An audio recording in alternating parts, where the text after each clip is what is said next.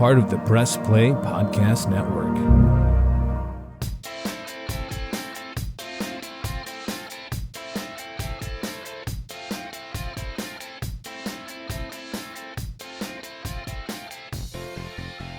Vizquel today, 2 for 4, 2 singles. Sexton at third. Cabrera at second. Lofton at first. Nobody sitting down at Jacobs Field. The 2-1 delivery. Swung on and drilled to deep right center. Away back. Gone! Not going. And a drive toward the right field corner. Big trouble if it's fair, which it is. Lofton loses his helmet as he speeds around third. Vizquel wants a triple as Lofton scores. And Omar is in there.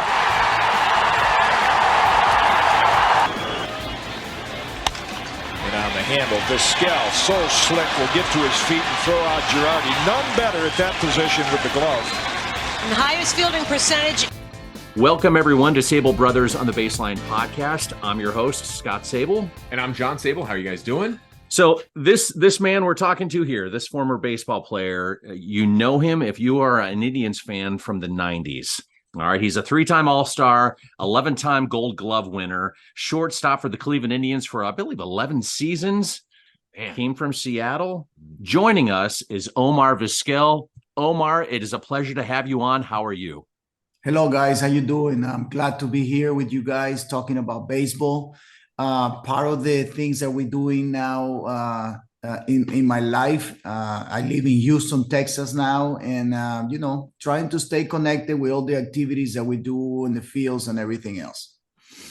So, yeah, Omar, what are you doing now down there in Texas? Well, I moved a couple of years ago. I find a person that conquered my heart. And, I move over here in this area, and we're trying to stay connected with different schools and academies and trying to teach the little kids the baseball fundamentals, the best fundamentals of the game. And it has been good, a new community and a lot of new friends that I made and, doing a lot of baseball clinics and different things that, make me stay busy in baseball. Well, before we get to the details on that and what you've been doing, let's go back. Let's go back to your growing up. I know you were known for your tremendous defense and your offense as well, but defense, just having soft hands. Growing up, what did you do? Were there any exercises, just a technique that someone taught you to have those soft hands? I think that when you grow up in this baseball field in Venezuela, there is a lot of rough fields that have a lot of rocks and stuff like that. So the ball bounce in very irregular ways, and you kind of like create an intuition about bad hops and stuff like that. And I think that's why my hands were the way they were. Coming to America, then you start playing in these fields that are very flat and beautiful. And I think everything become easier when you come to these fields. So there weren't really drills that I did when I was a kid in order for me to get better. But obviously, you start training with different guys that give you these different drills of bouncing the ball off the walls and moving your feet and fielding the ball with the two hands. And I think that really helped me out to develop my fundamentals on fielding. When you look back at your time in Venezuela before coming to the States, was there a particular player that you grew up trying to emulate or a role model? Somebody maybe on the baseball field, maybe somebody off that you just really, grew with or grew wanting to be like? Yeah, sure. I was following David Concepcion from the Cincinnati Reds at the time. He was one of the Venezuelan guys that came to the big leagues, and he was big in Venezuela, and that's what I wore number 13 for a long time, because he was my hero. And he represented that figure that I wanted to emulate in the future. And then when I make it to the big league, David Concepcion and I became good friends. he was on his way out in the big league, obviously. But the fact that I met him and we talk about defense and everything else, it just made me, it motivated me a lot. My father also was a big following of David Concepcion, and we created this friendship and helped me out to become a better player. You played 5 years in Seattle, late 80s, early 90s. Talk about that. Talk about going from Venezuela. Now you're playing in the Pacific Northwest at the major league level. Yeah, it was a strange feeling because I thought, coming to America was going to be like in a big city and everything. And when I came to the little leagues, obviously you find yourself playing in little towns. I play in Bellingham. I play in Wausau, Wisconsin. I play in Salinas, California. I never really hit a big city until you get to the big leagues. But once you make it there, it's just a different atmosphere because, just going into a kingdom in Seattle and seeing the whole baseball field and seeing 40,000 people in there is just a different feeling. So you have to prepare mentally to face that challenge. And I think you have to really face pressure for first time, and just talking to friends and talking to the veteran guys that were in the team give you a better perspective what it was going to be like to be in the big leagues.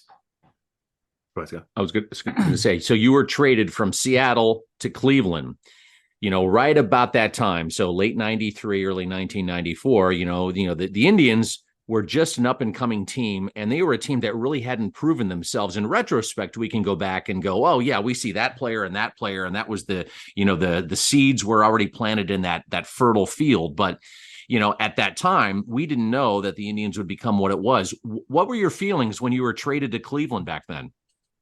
Well, I was a little hurt because I was in Seattle. That was my only organization that I played for in my career. I played 10 years there.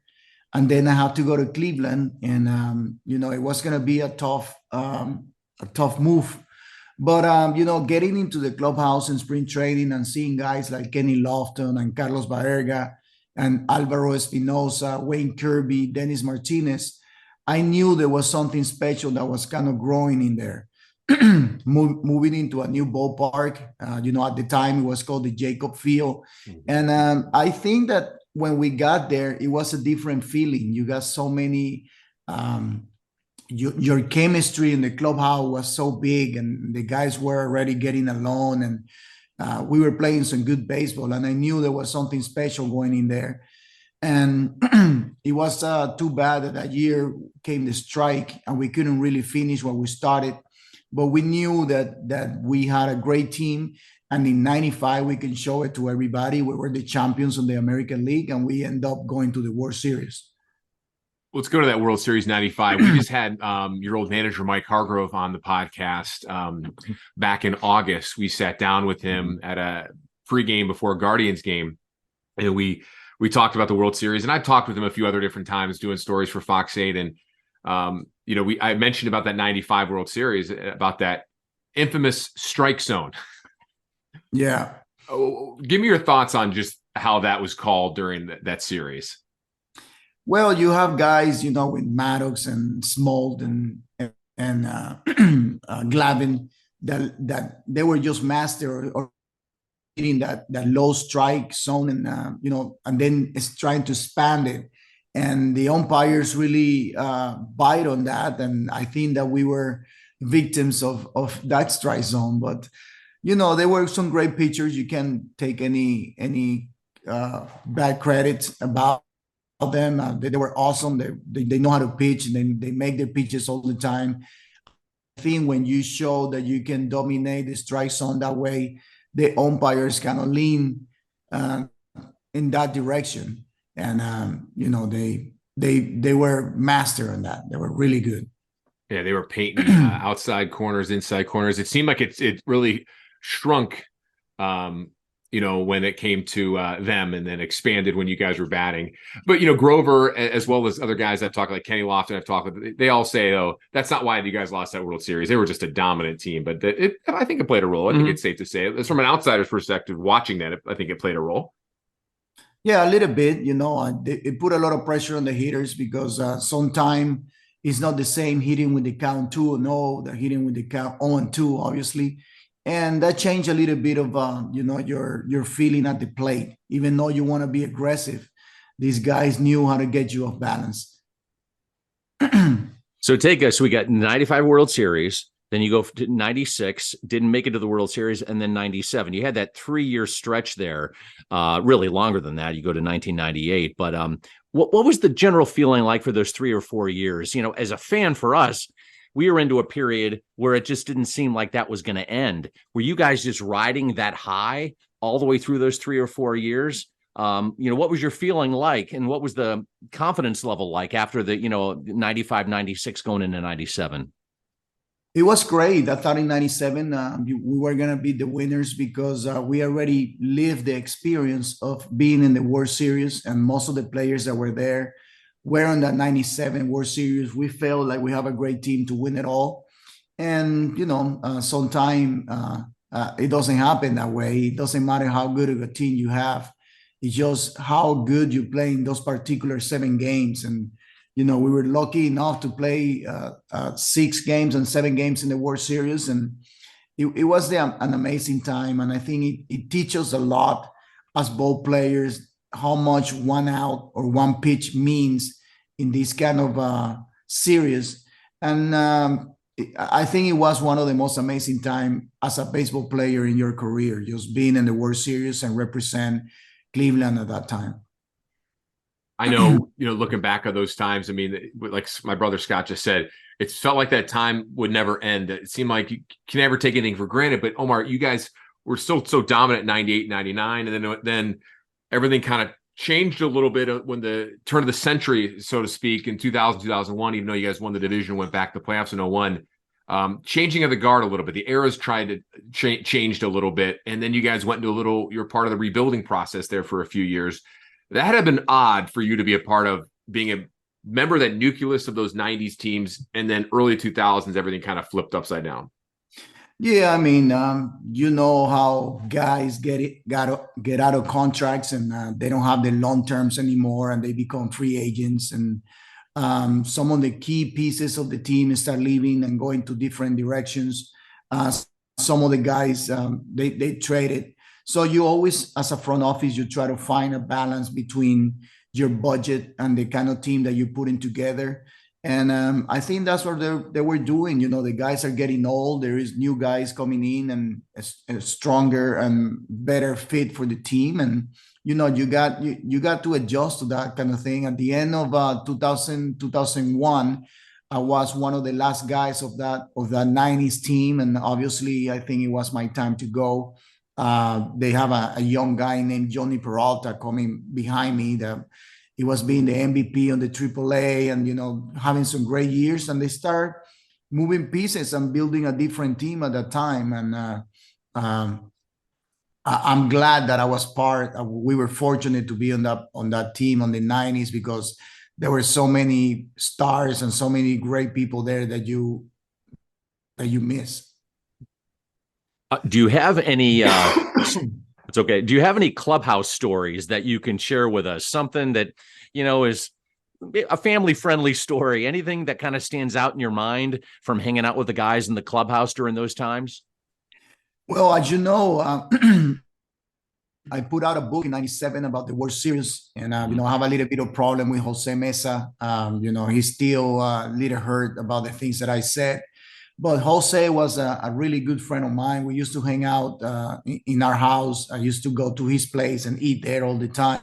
It was too bad that just when the book came out, I say something that really hurt his feeling. And, I haven't really had the chance to speak with him. I don't think he wants to talk to me too much about that problem. But, as far as I'm concerned, it was just something that came in the World Series in Game 7. And, I didn't really mean to hurt anybody, but it was the atmosphere that we were living. And, stories are thousands of stories. I mean, we always hang out together. We celebrate birthday together, the birthday from our kids, piñatas, and, we were always hanging out one way or another. And it was just too bad that we have that that problem. But yeah, I mean, these guys still get it in touch with each other. We're still talking, with Kenny and Nagy and all those guys that were on that team. So we were just like a family, and it's just sadly that at the end of 2000, everybody kind of like split up and went to other teams. That's the nature of the business, I guess you could say there. And at time, back to Jose real quick. Ever since that book, Omar, you haven't talked with him since 97? No, I haven't really had the opportunity to see him, face to face. I know that, I've been saying in some radio station and in interviews that, I didn't mean to hurt his feeling. It was just something part of the game. But I have no grudge with Jose. He's a great guy. I know when we talk, we ask, former Indians players like clubhouse stories. Just for an example, Charles Nagy, we had him on the pod. He told us that Oral Hershiser was just phenomenal at ping pong. Like he'd take off his shower shoe and still beat you in ping pong. Brian Anderson would tell us Albert Bell stories, which we have heard since then. The Mr. Freeze story with the thermostat. Obviously, the cork bat incident in Comiskey Park in 93, 94. Any fun little tidbit stories like that you can think of? Quirky things. No pun intended about the bat quirky, but silly stuff. Well, on the airplane, we would always play cards in the back of the plane, and guys always get mad because something happened. They were trying to cheat and stuff like that, and we always end up with fights. And Hargrove always have to come in the back and kind of calm everybody down because people were getting really heated up about card games and stuff. So, yeah, I mean, every day was something different. When you're winning, you're having fun. You always think that you are over everybody. You got this confidence level that is higher in everybody. We always knew that we were gonna kick somebody's ass at the end of the day in the baseball field. So that gives you a lot of power to do whatever you want. When we talk about the 95 World Series, I know the 25th anniversary, or it was 26 years ago, I guess you could say now, that the 97 one happened. Last year, I did a two-part series for Fox 8 of the anniversary of it. And, I've talked with your old teammates, Paul Ossenmacher and Chad Oj, Sandy Alomar. And when I asked Sandy about that Edgar Renteria hit that just went right over the glove of Charles Nagy, and we've talked with Charlie about that too. Sandy described it like this. The ball looked like, Omar, that it was in slow motion off the bat. Yes. And you were right there on the field. What do you remember about that tough, heartbreaking play? Well, there is no doubt that one of the most breaking hits that I experienced, because obviously we lost the World Series in there. And like Sandy described it exactly, it was like the ball was never going to fall. And you can see the ball. I mean, I can see it. And I say, oh, I'm going to catch it. And then all of a sudden you see the ball in center field. And, it was so far out of reach of mine.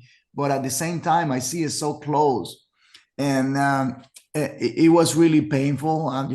You see the guy running the bases and score the winning run. And all you have to do is just look up and look at the fans and see everybody jumping into the field. It was really a pain and like a knife going through your heart.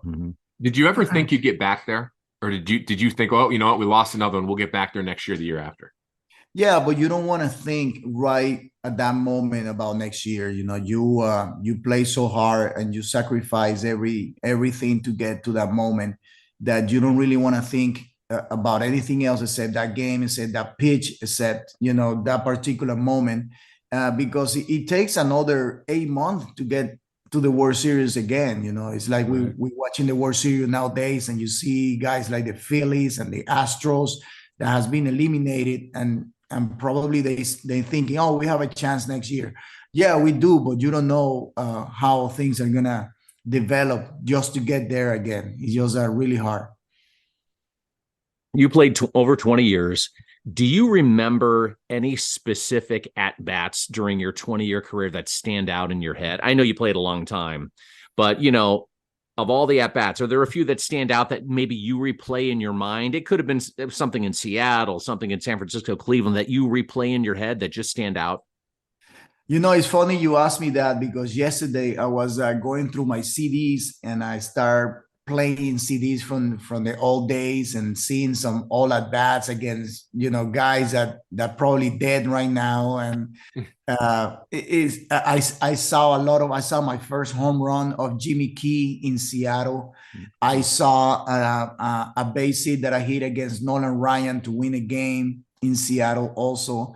And there is a hit that I don't know if you guys remember this game that we were losing 12-0 against the Seattle Mariners in Cleveland. Oh, 1. And 12-1. Or 2001 that happened, right? I don't remember the date, but the fact was that I hit a triple with the bases loaded to tie the game, and we scored 12 runs coming from behind. Gene Tomey hit a couple home runs, and Joel Cabrera was the one that scored the winning run. Mm-hmm. I mean, there were some crazy at bats that you always stick in your mind, and I think that was one of the most memories for me because at that time, my son Nico, he was 5 years old, and it was the first time that he was a bad boy for the Cleveland Indians. So it was a really special moment for me. Yeah, that was 2001. That's 2001. I remember that. Yes, I remember that game, watching it from the couch. You guys went down like 12-0 or something. My dad got so mad he left at like the 4th inning from the couch to go to bed. Scott, you were working, I think, in West Virginia. I was working in television in West Virginia. You guys came back and won. I ran upstairs, opened the door, woke up my mom and dad. They like about jumped out of bed screaming, thinking like something happened. I scared the living crap out of them. Yes. And my dad's like, "You got to be kidding me. They won that game." And it was just a fun. I remember watching that the next morning, all the highlights, and my boss came in. He goes, "What are you watching TV for?" I go, "Look at this game. That's a game you'll never see again." Yeah, we remember that we went through a period of time where we sold out every game. Mm-hmm. I remember that game was sold out. I think it was like 43,000 people. And then in the 7th inning, we have 7,000 people. And then by the 9th inning, we have 4,000 people. But 4,000 people sounded like there were 40,000 people on that day. So it was crazy. Yeah, it was one of the most exciting games we played there. It was crazy to think about. You did it against your former team, and then your former team, like 2 months later, beat you guys in the division series that year, which that's right. Seattle was a phenomenal. Was that the year, Scott, they had 111 wins, something like that? He might have been, something like 2000, something like that. They had a really good year. Mm-hmm. Omar, you played 24 years until you're 45 in 2012 against when you're with Toronto. You eclipsed 2,877 hits. Is there a part of you bummed that you didn't get the 3,000 hits? Yeah, I always think about that, but I had a really fortunate career. I only was in the DL twice. I have knee problems on double plays that were broken.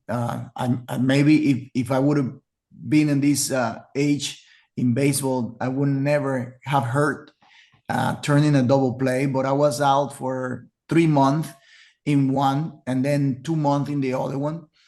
And I think that was the difference between me getting 3,000 or not. I was fortunate to play a long time. Never thought that I was going to get close to get 3,000 hits because my strength wasn't really the hitting. My strength was the fielding, obviously. But I really learned and adjust to different things and different lineups for me to get hits. And it was good. It was a great career. I always said when I talking about my offense, I learned to switch hit when I was 20 years old. Wow. Oh, wow. Okay. And it was hard, very hard to kind of like go and learn basically to switch hitting when you are in the big league. Obviously, you do that process when you are in the little leagues. But when I got called up to the big leagues, I was kind of learning still to hit left-handed.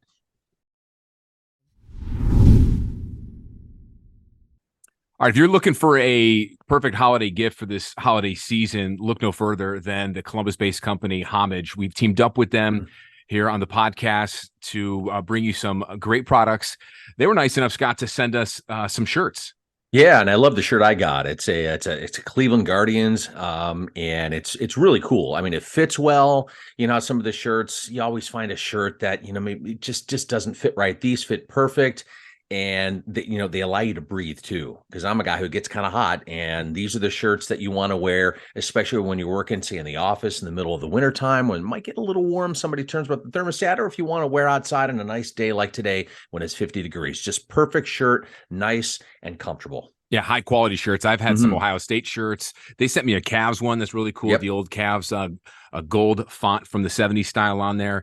They've got NBA, MLB, college, NFL, a lot of cool, comic book style shirts, hand-drawn designs, great quality from our friends over at Homage. So if you're looking for a holiday gift, go ahead to homage.com. Go on our show notes here, wherever you're listening to your podcast, whether it's on Spotify or Apple. Click the episode here and then use that link in the show notes that we're providing you to go ahead and purchase your latest Homage gear. They just not only just have the shirts, but they've got cool sweatpants, sweatshirts, really, really cool stuff as well. One of my favorites ones, Scott, you always comment on it when I wear it, is that Cavs NBA Jam shirt that has the, stats of Mark Price and Brad Daugherty. Love that. I remember that. We used to play NBA Jam all the time in the basement. So this brings back a lot of good memories, a lot of good retro stuff too. Love it. Yeah, they've expanded that now to the NFL Jam and MLB Jam too. So a lot of cool stuff there with our friends from Homage, based out in Columbus. Purchase them at homage.com, but go on our show notes and click that link there to get your latest and greatest Homage merchandise that will provide a perfect holiday gift this holiday season.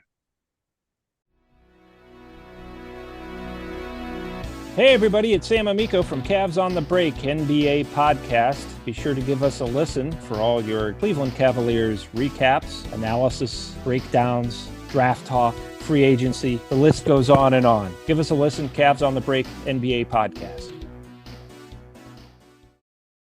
What's up, everyone? Chase Smith here, host of the Chase Smith podcast, and my podcast reflects who I am. My hobbies, my interests, my passions, my curiosities, my careers, my questions, and my family. I'll spend time talking about all types of sports, movies, TV shows, trending news stories, and other cultural events, and even faith. This is who I am, and I hope I can get to know you as well.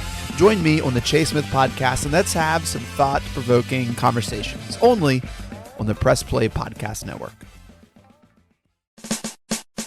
Hi, everybody. It's John Tellage from the Guardians of the Land MLB podcast. Be sure to hop on with us to follow all the dramatic developments of the reigning American League Central Division champions.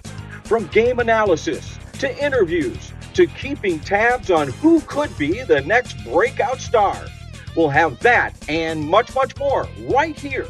It's the Guardians of the Land MLB podcast on the Press Play Podcast Network.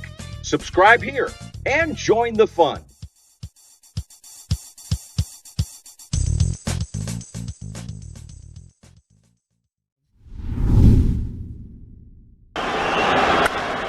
Bouncing ball toward the hole. Vizquel stops it. Throws from the outfield grass. What a play! We talked about how good a defensive team these Cleveland Indians are, and he won Gold Gloves. You don't win Gold Gloves if you can't make the great plays under pressure. And this saves 2 runs, not 1, and he completes the inning. A swing and a high drive into fairly deep right. Ordonez back on the track, at the wall. This ball gone. A game winner, Omar Vizquel. And here comes the Indians bench to celebrate at home plate. A towering drive to right. Omar Vizquel delivers a game winner, slides into home plate, and now is getting pummeled. 1-1 to lead. A swing and a little jam job, shallow left. It is dropping. Vizquel out, diving catch. Omar Vizquel with a diving catch and left with his back to home plate. Once you hit about 40, 41, because right now I'm going to be 50 next year, and I stopped playing baseball in my late 30s, in summer league. And one of the things with me is my eyesight started going. How were your eyes when you made it into your early 40s? Well, I start experience a little bit of problem like blurry visions and stuff like that when I was like around 42. But that really didn't affect the way of playing. I thought that I have great eye vision, and I always check my eyes every year. And when you go through these tests, when you go to spring training, I never have any problem. The doctors never mentioned any problem at all. I have a 20/20 vision and all this stuff. But I think what is really start to affecting you are the legs, you know, the knees, playing in turf and playing in these fields. I think it really start, especially when you have surgery. I have surgery in both of my knees, and that's when it start really affecting the way that I move around the field. Omar, you got the stats and the numbers and the longevity, which is an impressive career numbers. Do you fully think at your 24-year career and what you've been able to do on the field? Like to me, and my brother will agree that those are Hall of Fame numbers and Hall of Fame accomplishments. Do you firmly believe you should be in Cooperstown at some point? I think it's great when they compare me to some of the people that are already in Cooperstown, and my numbers kind of match their numbers. So there is a good opportunity for me to be part of the Hall of Fame someday. But I have a couple of problems off the field that maybe that's holding me on right now. And, I'm glad that those problems are behind me. I learned a lot from it. And, I'm very happy that I don't have to think about that anymore. And I think with the time, people is going to really think and take a look at this and say, well, he really deserves to be there because his numbers are comparable to some of the guys that are already there. And, maybe someday I'll be there. One of your other passions is your artwork and your paintings. I saw some of your recent posts on Twitter on some of the work that you've done. Explain the history behind that. Did you always paint? Were you always involved with art when you were in your playing days, or is it something that you kind of found to be, therapeutic, so to speak, after your playing days? Well, I was always involved with art. I love drawing and painting, but the year of the strike, it was when it really exploded. We didn't have to do much in the house, but wait for baseball to kind of start again. And I went to one of these stores where they sell paints and canvases and stuff like that. And I started buying a bunch of stuff, and I started reading books. I started contact some of my friends that were doing art to see how do you start the process and all this stuff, because it involved a lot of different things. I thought that painting was easy. You get a couple of paint brushes and you start doing paint, but it takes a process also, and it takes time. And I think the picture that you saw on the Twitter was a result of years of painting. Those paintings I have been working on those paintings for about 3 or 4 years. And finally, I can say that I have enough painting to show the people, and kind of like planning. We're putting together a show that is going to show a lot of baseball stuff and stuff that I did during those years. And I'm really looking forward for that, because it's something different that occupied my mind.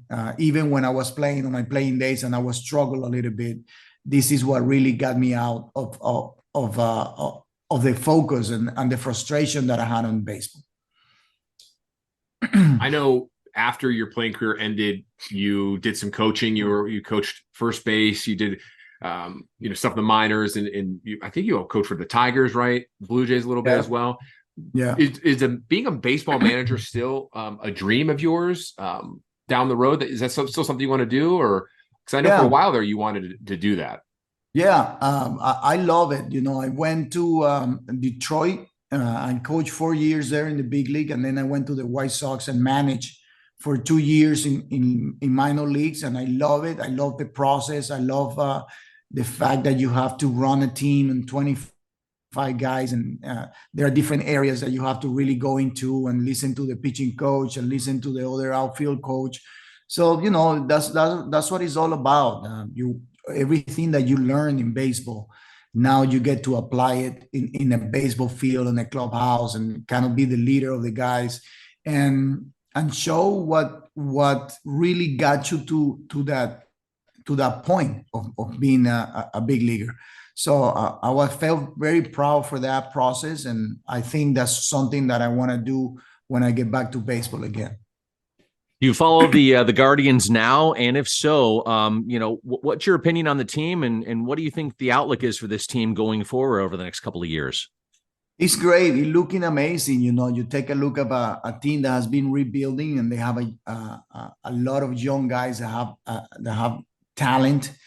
Last year was a year when people got surprised how the Guardians got to the playoff. I don't think they were expecting that the team getting as far as they did, and they were just this close to beat the Yankees on a great series of 5 games, and too bad they couldn't advance. But yeah, the team has always got a special vibe going around them. I think that every time that I visit the Guardians ballpark, it's like magic, man. And I think about those memories, and I think about all the great moments that we had there, and I can see the resemblance of those young teams becoming great again and dominate for a long time. So it's gonna be fun in the years to come. In your playing career, I mean, a lot of people would agree that when you played alongside Robbie Alomar for those 3 years, you guys arguably had one of the best double play tandems in the history of baseball that rivaled the Tigers with was it Lou Whitaker and Alan Trammell? Yep, correct. Yeah. When you look back at that, it's got to be amazing to think that you played with Robbie like that. But do you think that you two were the best? Yeah, I think that we were doing things on the field that other guys were not doing. And, you have a guy that improvised a lot in Robbie. And I think myself was the same. You find two guys that did different things. They flip glove. They flip balls with their glove and behind your back and stuff like that. And you find two guys that can do that. You're going to see a great combination. And he ended up Robin being a Hall of Famer, and just turning double plays with him, it was a pleasure. It was so good because sometimes we didn't really have to talk too much. We were just flipping balls right and left, and the combination was so secure, so sure that we were gonna turn two outs, that it was amazing to see. It was rare when you see fans giving a standing ovation for defense, but we got a couple of those. So after your playing days, I'm sure in the '90s with all those big years and fun years that we had, there was the chance of maybe getting some memorabilia from your playing days. Do you have anything? Do you have any memorabilia from your playing days? And if so, can you share anything? Jersey, ball, or is it something you don't do? If I can just turn my screen over and you can see what I have over here, everything, I don't know if I'm going to be able to do it, but you can see like pictures and you can see things. You can see glove and a lot of these memorabilia that I got. This is my office here, and everything is about baseball and about, Cleveland and about. Oh, check that out. Look at those gold gloves. That's pretty slick. There, and yeah, but I am in a laptop, so I cannot move it. But yeah, of course, man, I got all this memorabilia with me. This is the room when I bring my friends, and we talk about baseball and we remember all those great times. But obviously, you keep a lot of things. I have like Kenny Lofton's memorabilia, Manny Ramirez shirts, Sandy Alomar sketching gear. You have all that stuff in a little cave room, like you call it. And it's awesome because it keep you, it keep you humble. It keep you remember all these great teammates and stuff that you live with. I was gonna say, my brother talked to Manny Ramirez a couple of months ago, and he's always itching to hit. And I remember you asked him, of 10 pitches, how many would you hit out? What did he like now? And he said, yeah, I could hit 3 or 4 out. And I said, you're being too modest. You could probably hit more than that. And he just started laughing. And I mean, that was one guy one of the best hitters of our generation. The good Lord put him on this earth to hit a baseball. But yeah, Omar, exactly. I mean, could you still hit too? No, but I can feel ground balls. Yeah, I was going to ask you where those 11 gold gloves, but they're right there in your office. That's beautiful. Yeah, they're right here. They're right here with me. People come here and take pictures with. It's kind of fun to see everybody's like, oh my God, that's a gold glove. That's crazy. You have 10 here. So those are like conversation pieces. You sit down and you try to describe what it's like to get to earn a Gold Glove. But yeah, I think everybody have a little room like this in their house.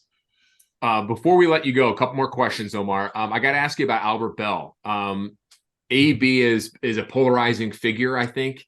He still actively, talks with, it's funny, he still talks to Cleveland media here on, like, he calls into sports radio talk shows here in Cleveland. I don't know if you're aware of that or not. Really? That's good. Yeah, he calls in. He's a big fantasy football guy. He's very critical of the baseball today, of the new rules and all that stuff. But do you have a great Albert Bell story? And do you still talk with Albert? I know you still talk with Sandy and Kenny and those guys, but when it comes to AB, any good stories? And do you talk with him? Well, I think everybody have stories about Albert. He's a different guy, obviously, very, very strict and very go down to the point. Every time that he have an opportunity to talk about baseball, he does. But when it comes down to his routine, nobody can break it. And sometimes he get mad with people when they're not there at the time that he really wanted to. For example, he wanted to do soft toss with somebody. He have to be there in one particular time all the time. Whenever the game is over, he doesn't like talking to anybody, or he wants to be by himself. And yes, the freezing story about hitting the thermostat because he liked the clubhouse very cold. He doesn't like his bats to touch anybody else's bat. He wanted to have his own bat bag. And yeah, Albert was a different guy, man. Sometimes I think the only guy that I saw that could contain Albert was Eddie Murray, because Eddie Murray was kind of like our father figure in those years. And he was the only one that kind of like faced Albert when Albert get out of track a little bit, and he kind of correct him. So Albert was kind of like, open his eyes a little bit. But it's great. I think everybody have a tough guy like that in the team. You take a look at Bryce Harper with the Phillies. He had that intensity on his eyes, and I think that's how Albert took the game every day. And it was great just being right next to him. Well, it was Eddie Murray, after all, in that, the infamous Fernando Vina play, that pulled in the innings before. You got to, take out that runner if you hit a ground ball, and wouldn't you know it? He did the same thing and knocked him out, and he was following orders from Eddie Murray. Yeah, I mean, that's some of the tough plays there that Albert always wanted to do.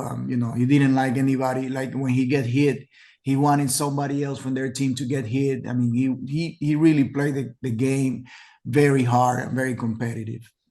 Before we go into a rapid fire segment, I got to ask you a question.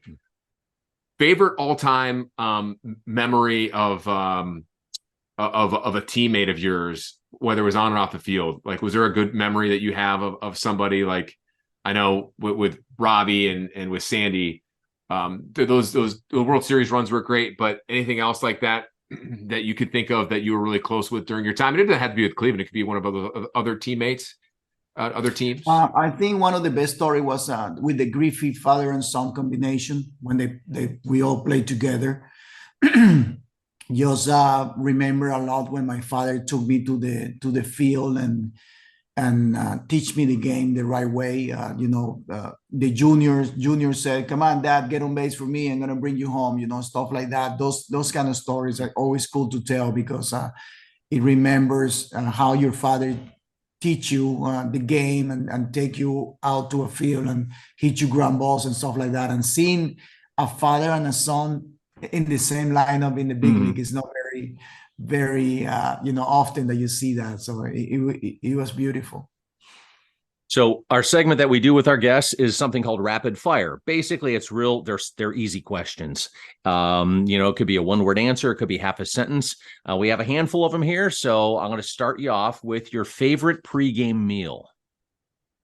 I didn't have one in particular. I can eat anything. Did you have any like pregame ritual or superstition or anything like that? No, just getting ready for the game. I like to do some sprints in the outfield and maybe go down and hit in the cage a little bit, but nothing really serious. Favorite visiting ballpark? I like Baltimore, Camden Yard. What's your favorite off-season activity? This is during your playing days. Going to the beach and enjoy the beach, just relax, trying to enjoy the family and spend time with your kids. During your playing days and now when you come back to visit, your favorite Cleveland restaurant or restaurants? It was a restaurant in Little Italy that was called the Dolce Vita.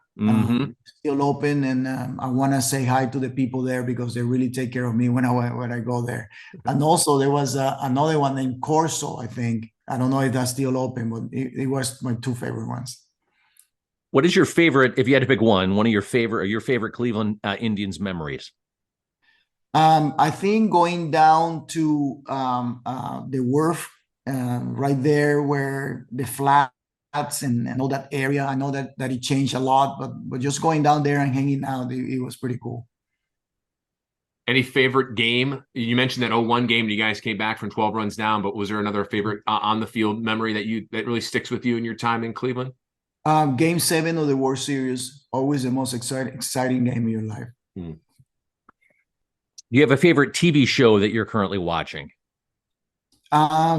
That I'm currently watching. No, a lot of Netflix right now, a lot of movies and stuff, but maybe Family Feud is always funny. I feel like you'd be good at Family Feud if you ever got on there.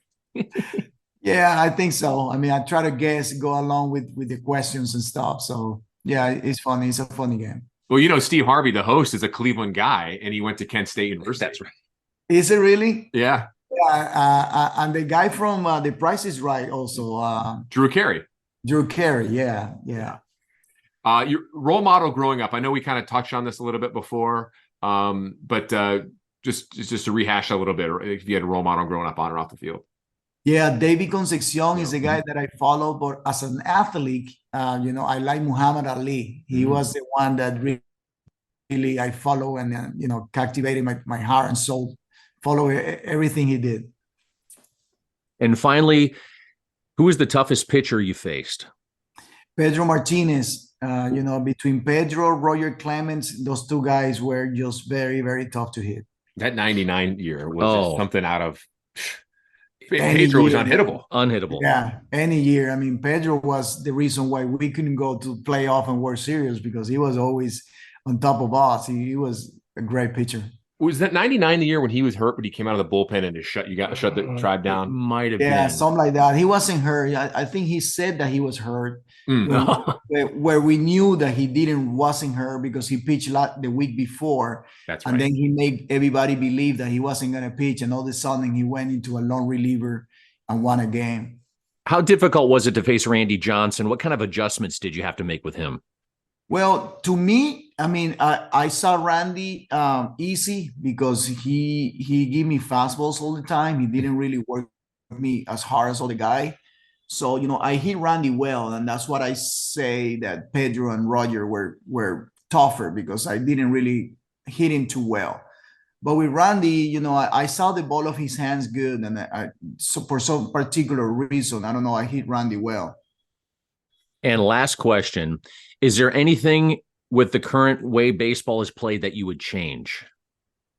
Yeah, I think everybody have to change. Maybe you be more aggressive. Maybe, the way that the game has evolved, you have to make your adjustment too. And I think everybody knows where they're standing, in what the role is. And when you know your role, you have to go with that.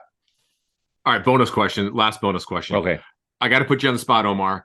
Who is a better defensive shortstop, Omar Vizquel or Ozzie Smith?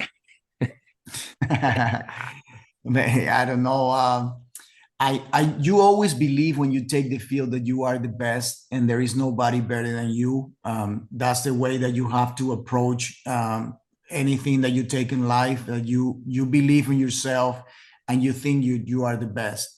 So, it's weird to say that you are the best. Oh yes, me. But at the end of the day, you have to have that attitude when you take the field. Yeah, I would say you. I'm not just saying that, but I've been on your parade of saying that you should be in the Hall of Fame and that you're the best defensive shortstop I've ever seen. I know Ozzie was towards the end of his career when I was born. Scott, you got to see him more. I got to see him more in the 80s and early 90s. But, I feel like the numbers are comparable. And Omar, we hope one day you can get to those hollowed halls of Cooperstown.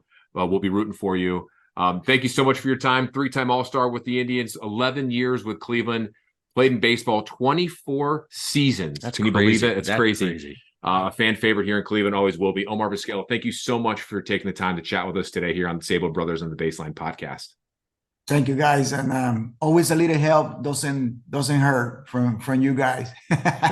So thank you so much. You can follow us on Sabol Brothers on the Baseline podcast. You can press play podcast on the website. You can follow me on Twitter, Scott Sabol Fox 8. You can follow me at John_Sabol. Follow the pod on Twitter at Sabol Brothers. Be sure to hit that subscribe button wherever you listen to podcasts. It helps out the algorithm, helps out with us, with our distribution, and give us a good rating there. We hope you enjoyed this edition of the podcast with Omar Vizquel. Have a great day, everybody.